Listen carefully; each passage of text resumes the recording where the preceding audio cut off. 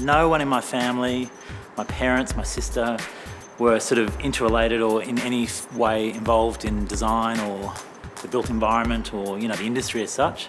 So I don't quite know where it came from. I think it just came from liking to draw and, be creative.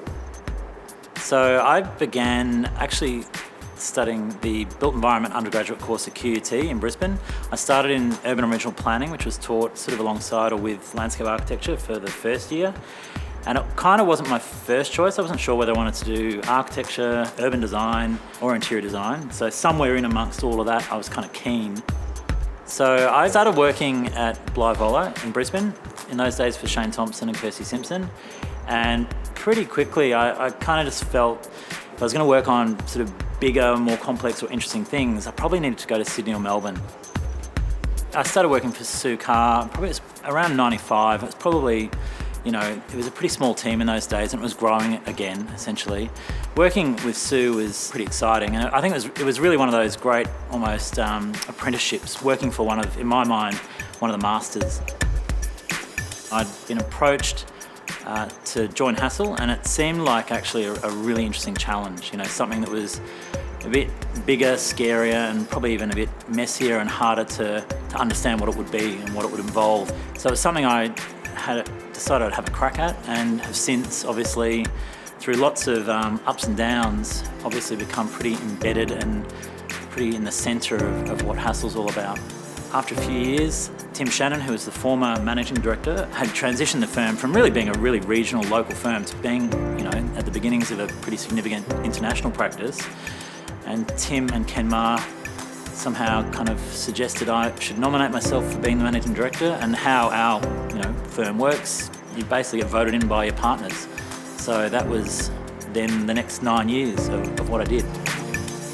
When you look at what Hassel was and how it's evolved, it was very much around being a collaborative model.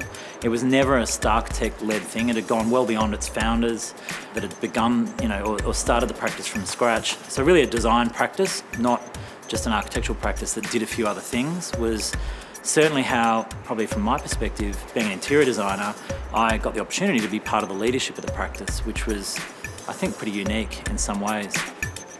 Yeah, in terms of the interiors projects that I've been really dedicated to over the years, and some of them are the larger projects that took many years to deliver, there's definitely been a few people that have been really critical or key to working on the real finesse of those jobs, and sometimes they've started it, or I've started it, but there's certainly a collaborative nature of how we've done projects like ANZ, Medibank, and even more recently Lend-Lease. And people like Scott Walker, Tony Dickens, and more recently Dave Whitaker have really been the key to being able to do those projects, whilst I've also been the managing director and working on the project, which is the whole of Hassel.